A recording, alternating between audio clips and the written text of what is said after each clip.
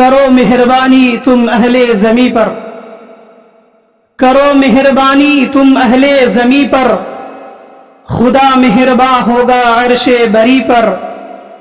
خدا رحم کرتا نہیں اس بشر پر، خدا رحم کرتا نہیں اس بشر پر، نہ ہو درد کی چوٹ جس کے جگر پر۔ درد دل کے واسطے پیدا کیا انسان کو، درد دل کے واسطے پیدا کیا انسان کو، ورنہ طاعت کے لیے کچھ کم نہ تھے کرو بیا۔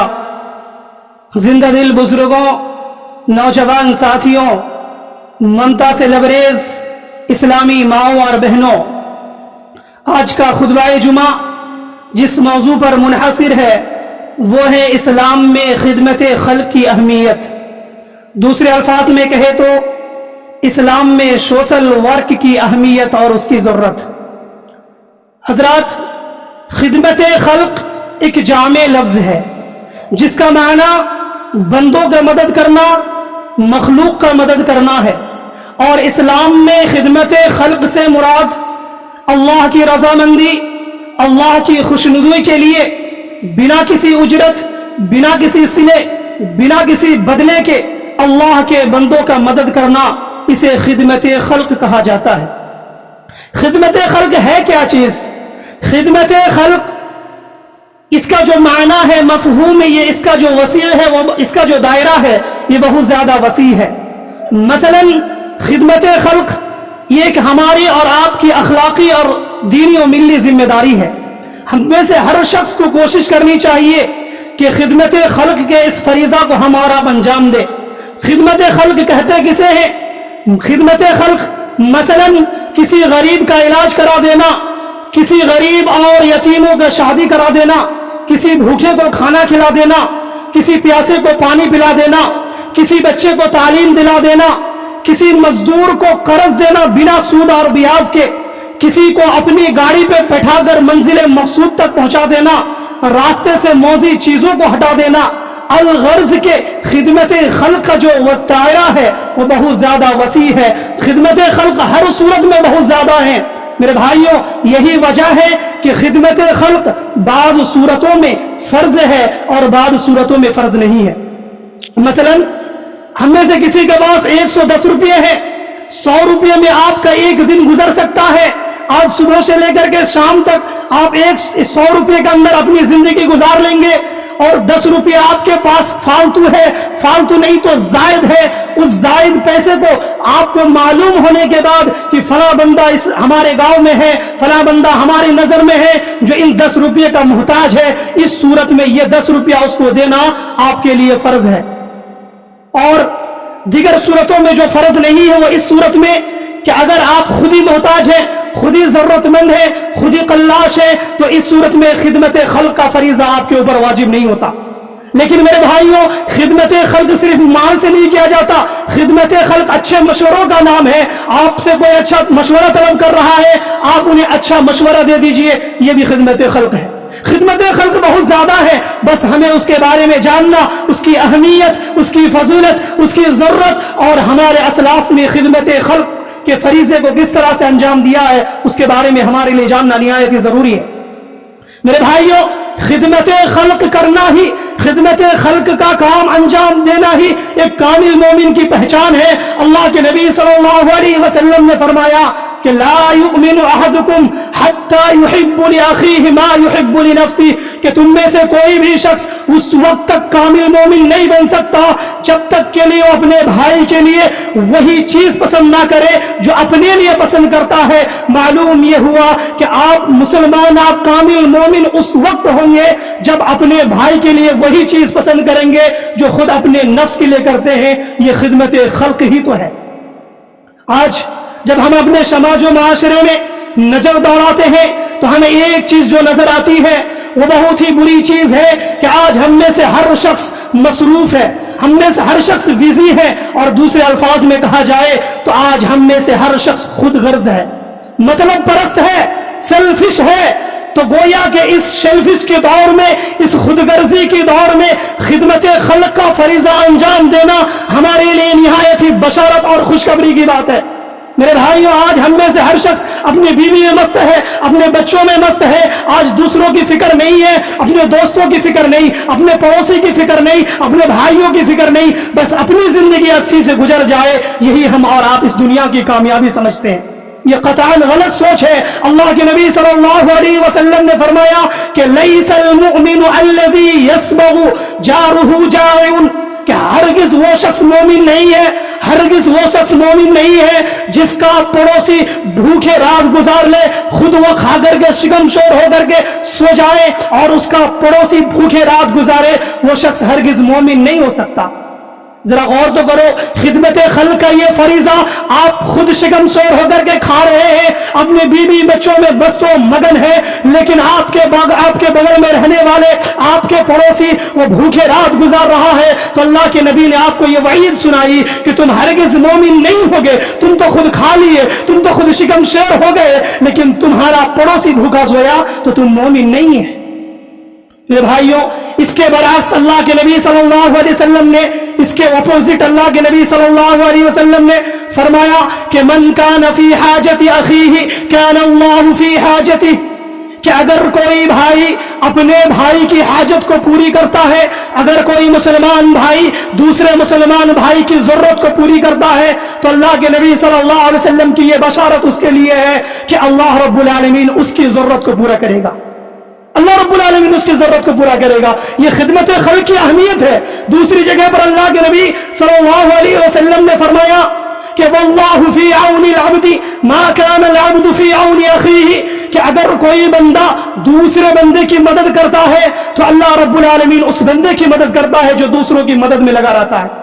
یہ خدمت خلق کی فضیلت ہے. لیکن افسوس ہوتا ہے آج کے اس دور میں جب ہم اپنے سماج و معاشرے میں نظر دوڑاتے ہیں تو یہ خدمت خلق کا فریضہ ہم سے اور آپ سے مفقود ہو چکا ہے. گویا کہ ہمیں معلوم ہی نہیں ہے کہ خدمت خلق کس چڑیا کا نام ہے, خدمت خلق کسے کہتے ہیں.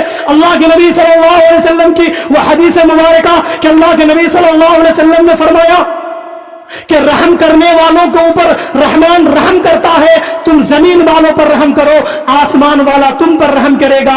کیا شاعر نے کیا ہی خوب اس کا نقشہ کھینچا ہے کہ کرو مہربانی تم اہل زمین پر, کرو مہربانی تم اہل زمین پر, خدا مہرباں ہوگا عرش بری پر.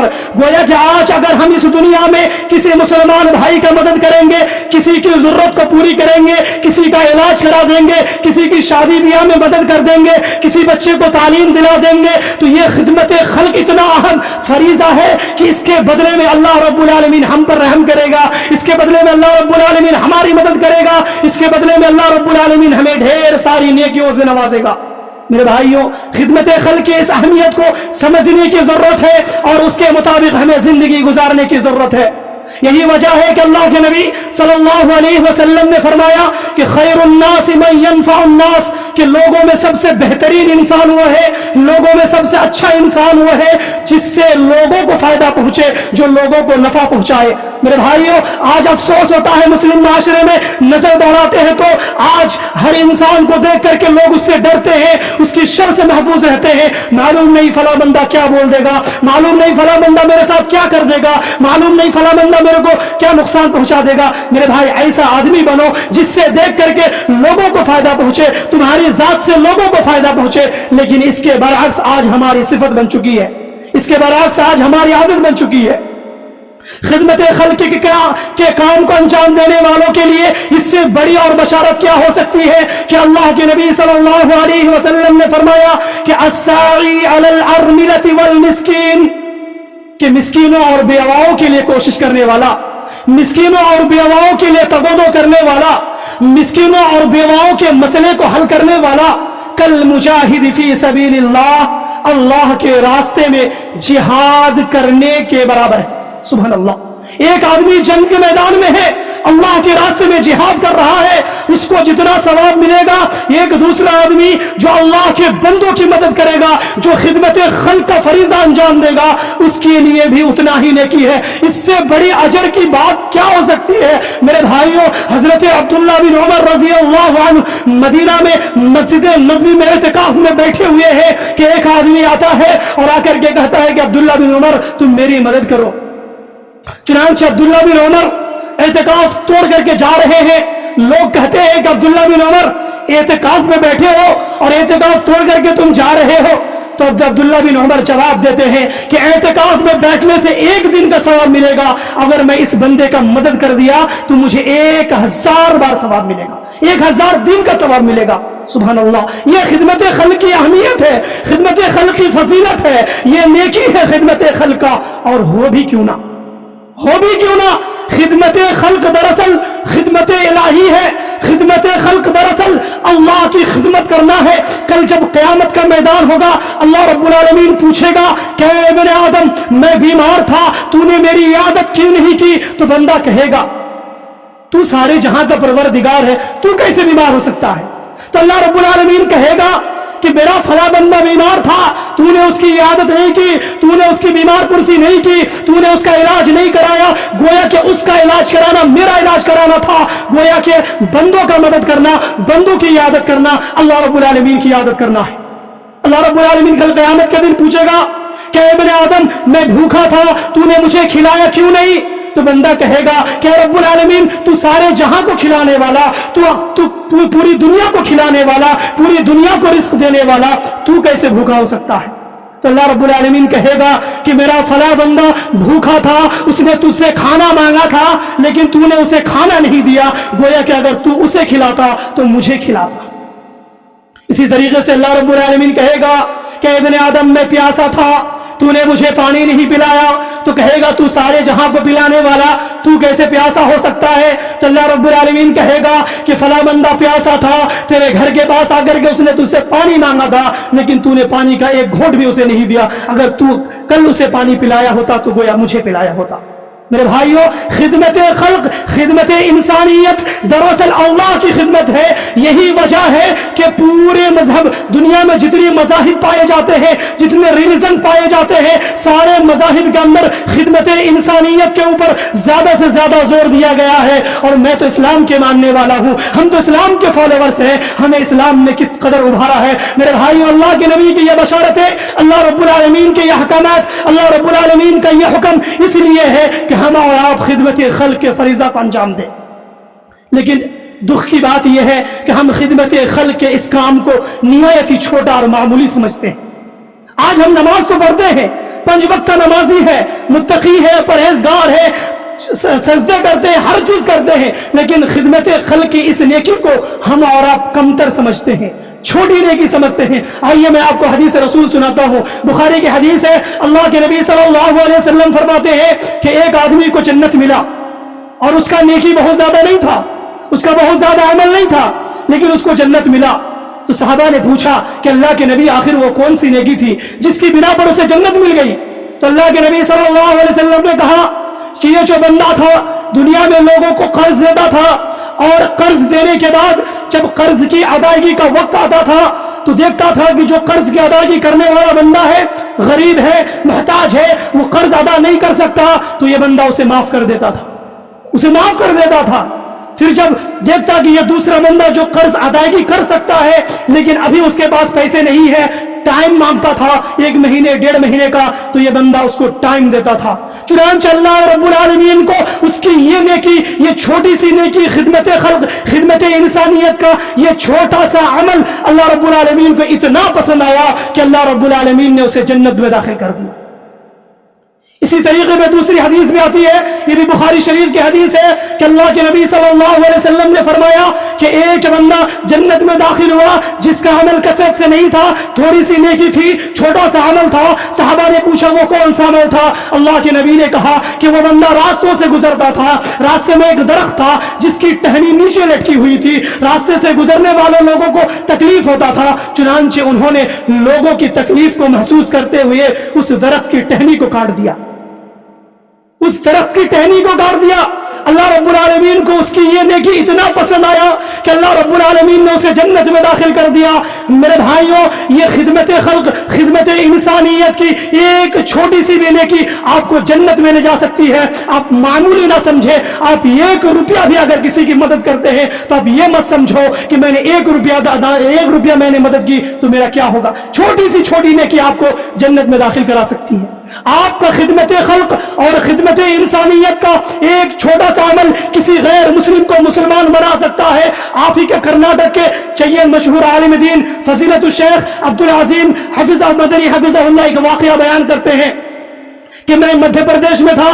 وہاں میری ملاقات ایک نو مسلم ڈاکٹر سے ہوئی. میں نے ان سے پوچھا کہ ڈاکٹر صاحب آخر کس وجہ سے آپ نے اسلام قبول کیا, کس سبب کی, کس بنا پر آپ نے اسلام قبول کیا؟ تو ڈاکٹر صاحب بتاتے ہیں کہ مولانا صاحب میرا ایک مسلمان دوست ہے, میرا ایک مسلمان دوست تھا. ہم دونوں ایک دن ٹو ویلر پر چڑھ کر کے کہیں جا رہے تھے کہ میرے مسلمان دوست نے کہا کہ ڈاکٹر صاحب گاڑی روکو. میں نے گاڑی روک دی. وہ بندہ اتر کر کے راستے سے ایک چھوٹی سی نکیلا پتھر ہٹا کر کے سائڈ کر دیا. چھوٹی سی پتھر تھی نکیلا. چنانچہ پھر آ کر کے گاڑی میں چڑھ گیا. میں بہت غصہ ہوا کہ آخر تم نے یہ کام کیوں کیا؟ چلتی ہوئی گاڑی کو ایک چھوٹی سی پتھر ہٹانے کے لیے تم نے چلتی ہوئی گاڑی رکا دی میری, جبکہ یہ کام میونسپلٹی کا ہے, ہم لوگوں کا وہ کام نہیں ہے. میونسپلٹی کی ذمہ داری ہے کہ راستوں صاف کرے, کوڑے کچرے صاف کرے. تو اس مسلمان دوست نے میرا جواب دیا کہ ڈاکٹر صاحب آپ میونسپلٹی کا کام بتاتے ہیں, یہ کام تو میرے نبی نے مجھے 1400 سال قبل بتایا تھا. اماطۃ الاذى عن الطریق, راستے سے موذی چیز کو, راستے سے تکلیف دہ چیز کو ہٹا دینا, گویا کہ یہ ایمان کا سب سے نچلا اور کمتر حصہ ہے. چنانچہ وہ ڈاکٹر صاحب کہتے ہیں کہ شیخ میرے دل میں اسی دن سے ایمان گھس گیا. میں سوچنے پر مجبور ہو گیا کہ جو محمد کی تعلیم 1400 سال قبل اتنی اچھی تعلیم ہو سکتا ہے کہ ایک چھوٹی سی پتھر جس سے لوگوں کو تکلیف ہوتا وہ ہٹانے کی بات اللہ کے نبی نے 1400 سال قبل کیا تھا. تو میں نے سیرت کا مطالعہ شروع کیا, میں سیرت اسٹڈی کرتا رہا یہاں تک کہ میں اسلام قبول کر لیا. سبحان اللہ. ایک چھوٹی سی خدمت خلق ہی تو ہے کہ راستے جو چھوٹی سی نوکیلی پتھر کو ہٹا دیا. تو گویا کہ خدمت خلق کا ایک چھوٹا سا عمل, ایک چھوٹی سی نیکی کسی کی زندگی بدل سکتی ہے, کسی کو سکون دے سکتا ہے, کسی کو مسلمان بنا سکتا ہے, کسی کو ایمان جیسی قوت سے نواز سکتا ہے. میرے بھائیوں, ضرورت اس بات کی ہے کہ ہم اور آپ مسلمان ہیں, ہمارے اندر ایمان ہے, ہم اور آپ مومن ہیں. تو چونکہ خدمت خلق کے فریضہ کو انجام دینا ہماری اور آپ کی ذمہ داری ہے. عبدالغفار سلفی حفظہ اللہ ایک واقعہ بیان کرتے ہیں. 26 جنوری 2019 یو پی کے مراد آباد کا یہ واقعہ ہے کہ ایک خاتون بھوک کی وجہ سے تڑپ کر کے مر گئی ہے. جب ان کا پوسٹ مارٹم کیا جاتا ہے تو ڈاکٹرز بتاتے ہیں کہ ان کے پیٹ میں 7 دن سے ایک دانہ بھی نہیں گیا. وہ مسلمان تھی. ان کی بڑی بیٹی کہتی ہے کہ ہم لوگ غریب ہیں, ہمارے والد نہیں ہمارے سر پہ, چنانچہ اگر کوئی صدقہ و خیرات دیتا تو میری امی ہم تینوں بہنوں کو کھلا دیتی, خود نہیں کھاتی, خود بھوکے پیاسے سو جاتی. اس بھوک کی وجہ سے ان کی جان چلی گئی. میرے بھائیو افسوس کرو تم اپنی زندگی پر. آج تم مسلمان ہو, کم سے کم تم مسلمانوں کی تو خدمت کرو, دوسروں کی بات چھوڑو. وہ مسلمان بہن تھی تمہاری, وہ مسلمان کسی کی بیٹی تھی, گویا کہ ہمارا ایمانی رشتہ ان سے تھا, لیکن ہم نے ان کی مدد نہیں کی, ہم نے ان کی خدمت نہیں کی. آج ہمارے گھروں میں کھانے سڑ جاتے ہیں, کھانے بیکار ہو جاتے ہیں, ہم پھینک دیتے ہیں لیکن مزدوروں کو نہیں دیتے, ہم پھینک دیتے ہیں لیکن غریبوں کو نہیں دیتے. میرے بھائی افسوس کے ساتھ یہ کہنا پڑتا ہے کہ جب خراب ہو جاتا ہے تب ہم مولوی صاحب کو دیتے ہیں, خراب ہو جاتا ہے ہم مدرسے کے بچوں کو دیتے ہیں, خراب ہو جاتا ہے تو ہم مسکینوں کو بلا کر کے کھلاتے ہیں. جب وہ پھینک دیتا ہے تو کہتے ہیں کہ یہ تو کھانے, اس کو تو بھوک ہی نہیں ہے. ارے افسوس ہے تمہاری زندگی پر. خراب ہونے کے بعد تم کسی کو دو گے؟ کیا تم وہ کھانا کھا سکتے تھے خراب ہونے کے بعد؟ جب وہ کھانا خراب ہو گیا تم دوسرے کو دو گے, کیسے کھائے گا؟ رونا آتا ہے اسی بات پر. میرے بھائیوں, بھوک ایک ایسی چیز ہے جس کے بارے میں قرآن مجید نے بہت ساری مقامات پر ابھارا ہے. خدمت خلق میں سب سے اہم فریضہ ہماری اور آپ کی جو ہونی چاہیے وہ ہے غریبوں اور مسکینوں کو کھانا کھلانا. اگر آپ غریبوں اور مسکینوں کو کھانا کھلائیں گے تو کل قیامت کے دن اللہ رب العالمین نے سورۃ الدہر کے اندر جنتیوں کے قول کو نقل کیا ہے کہ وَيُطْعِمُونَ الطَّعَامَ عَلَىٰ حُبِّهِ مِسْكِينًا وَيَتِيمًا وَأَسِيرًا, کہ اے لوگوں, ہم اللہ رب العالمین کی محبت کی وجہ سے یتیموں کو, مسکینوں کو, قیدیوں کو کھانا کھلاتے ہیں, جس کی وجہ سے اللہ رب العالمین نے انہیں جنت میں داخل کیا. یہ جنتیوں کا قول ہے. اس کے بعد کہا انما نطعمکم لوجہ اللہ لا نرید منکم جزاء ولا شکورا. آج ہمیں بہت ساری ایسی جماعت پائی جاتی ہے جو خدمت خلق کا کام انجام دیتی ہے تو 34 مرتبہ فوٹو کھینچتی ہے, سوشل میڈیا پر ڈالتی ہے. ارے بیوقوف, تمہیں اجازت کہاں سے مل گئی کہ تم اگر کسی کی مدد کرتے ہو تو فوٹو کھینچ کر کے سوشل میڈیا پر وائرل کرتے ہو؟ کہ آج فلاں ٹرسٹ والے نے فلاں غریب محلے میں کھانا کھلایا، فلاں ٹرسٹ والے نے فلاں غریب محلے میں کپڑے بانٹے. اس طرح کی اجازت اسلام نہیں دیتی. یہ مومنوں کا قول نقل کیا اللہ رب العالمین نے کہتا ہے کہ ہم نے جو تمہیں کھانا کھلایا صرف اور صرف اس وجہ سے کہ ہم اللہ رب العالمین سے اس کا جزا چاہتے ہیں، اللہ رب العالمین سے اس کا بدلہ چاہتے ہیں، تم سے ہمیں کچھ نہیں چاہیے.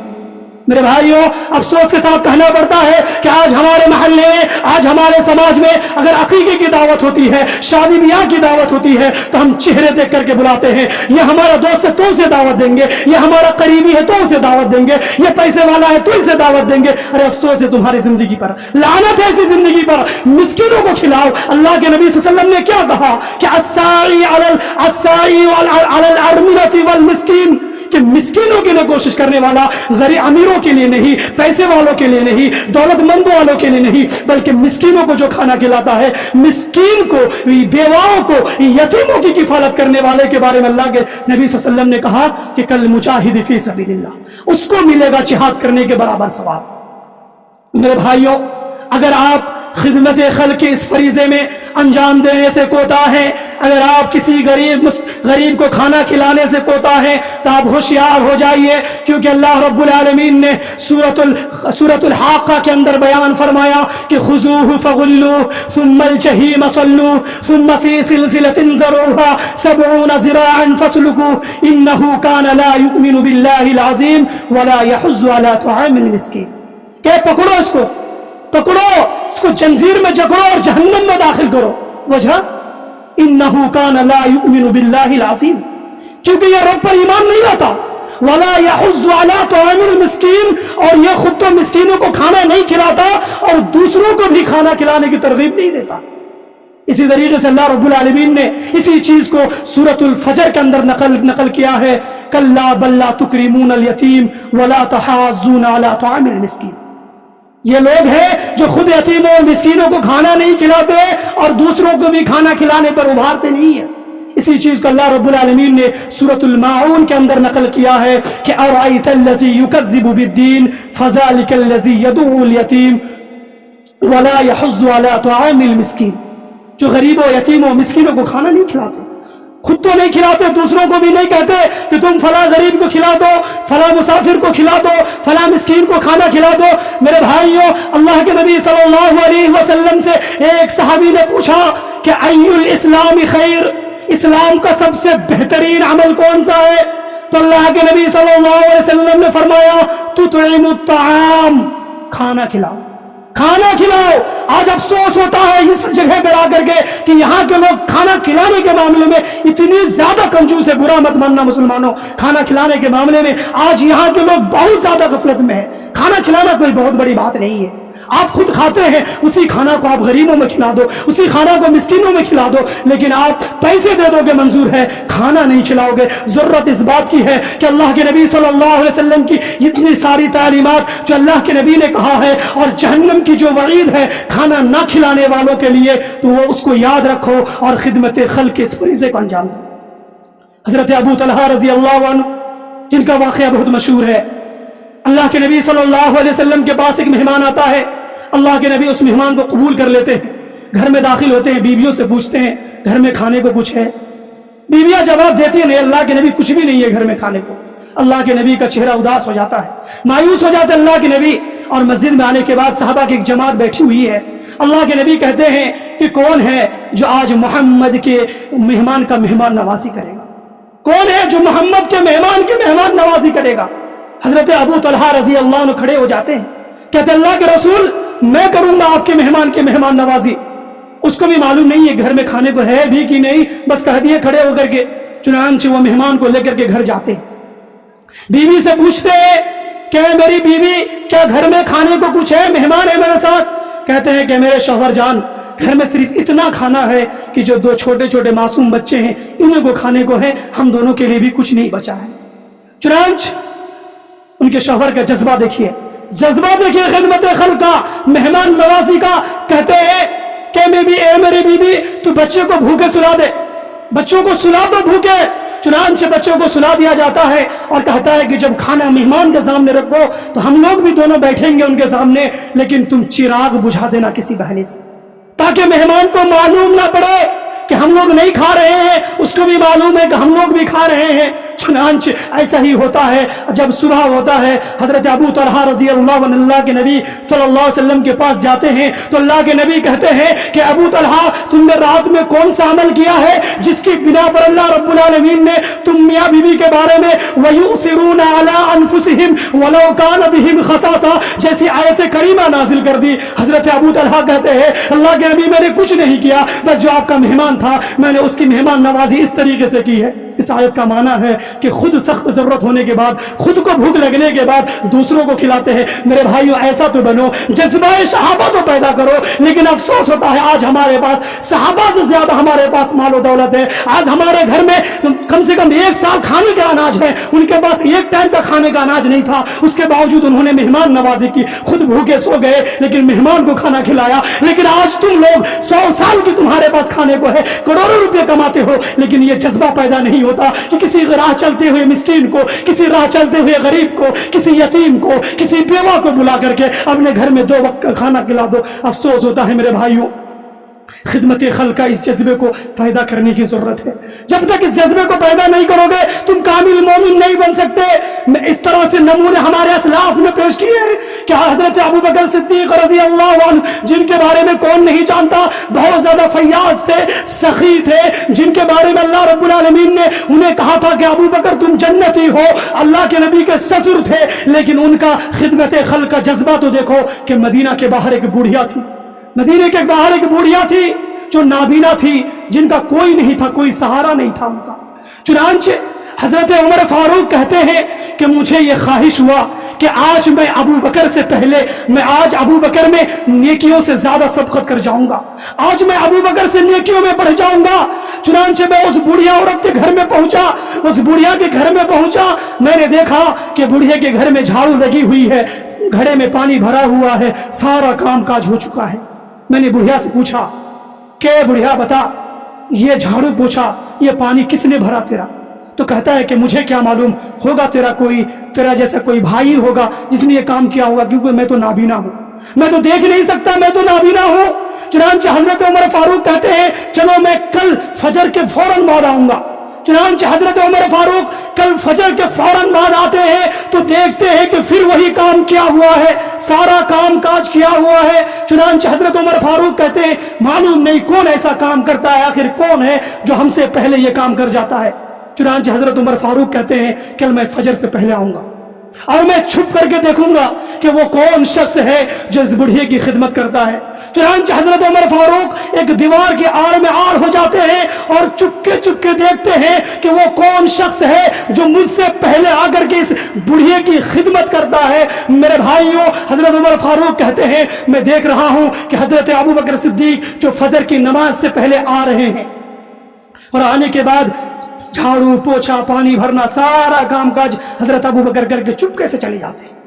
तो मैंने सोचा कि नहीं, हरगिज़ नहीं, मैं कभी भी अबू बकर से ज्यादा नेकियों में आगे नहीं बढ़ सकता, मैं कभी भी अबू बकर से ज्यादा नेकियों में सबकत नहीं कर सकता। सोचो तो सही, जिसको जन्नत की बशारत दुनिया में मिली हो वो एक बुढ़िया की खिदमत करता है। कौन मेरा भाई इस मस्जिद में बैठे हुए जो ये बता सकता है कि मैं इस 20 साल 22 साल 23 साल 25 साल 30 साल जिंदगी में मैं किसी की मदद इस तरीके से किया हूं?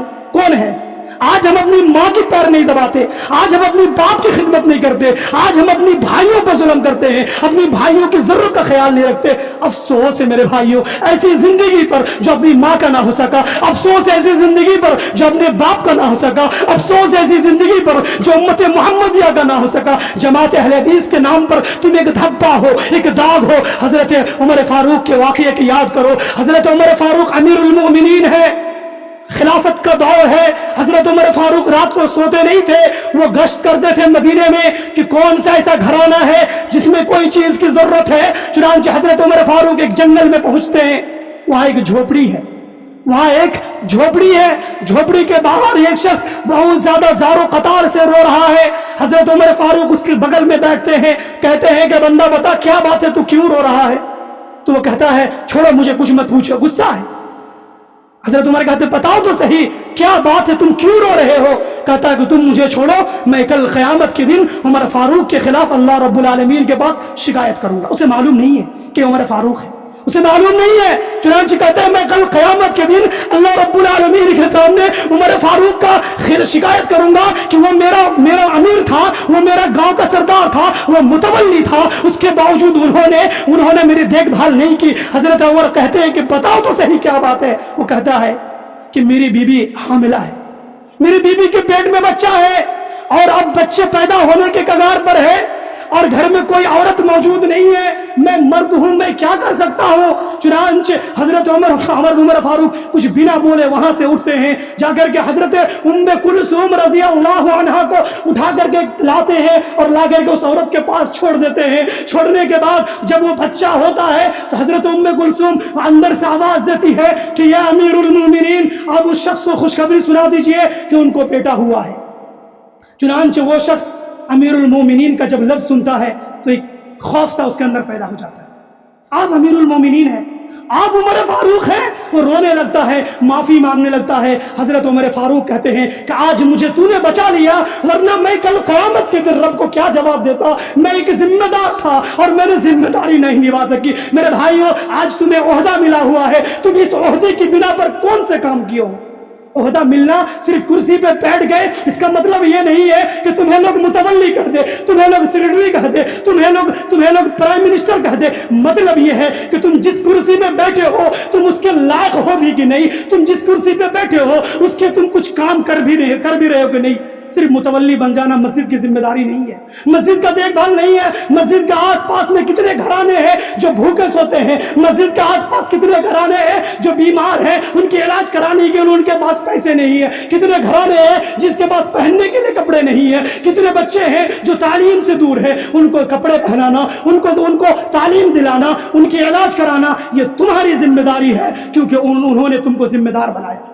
میرے بھائیوں, صحابہ کرام جیسی جذبہ پیدا تو کرو. صحابہ کرام, حضرت عبد الرحمن بن عوف کا واقعہ آپ لوگوں نے سنا ہی ہوگا. حضرت عبد الرحمن بن عوف ایک مالدار تھے, لیکن جب وہ مکہ سے مدینہ ہجرت کر کے جاتے ہیں تو حضرت عبد الرحمن بن عوف سب کچھ چھوڑ دیتے ہیں. مکہ میں مدینہ خالی ہاتھ جاتے ہیں, لیکن ذرا سوچو تو صحیح, انصار مدینہ کا دل تو دیکھو, جذبہ تو دیکھو. انصار مدینہ میں حضرت عبد الرحمن بن عوف کو جس کے حوالے کیا جاتا ہے, وہ کیا کہتا ہے کہ عبد الرحمن بن عوف, میرے پاس بہت زیادہ مال و دولت ہے, تم آدھا لے لو, یہاں تک کہ میرے پاس 2 بیوی ہے, میں ایک کو طلاق دے دیتا ہوں, اس کی عدت گزارنے کے بعد تم شادی کر لینا. ہے آج ہم اپنے بھائی کو کاٹتے ہیں, آج ہم اپنے بھائی کو 1 انچ کی زمین کے لیے قتل کر دیتے ہیں, آج ہم اپنے بھائی کو 100 روپے کے لیے ان کا مرڈر کر دیتے ہیں. جب وہ کون سے بھائی تھے؟ ایمانی بھائی تھا. صرف اتنا معلوم تھا کہ یہ مہاجر ہے جو مکہ سے خالی ہاتھ آیا ہے, تو ان کا جذبہ دیکھو,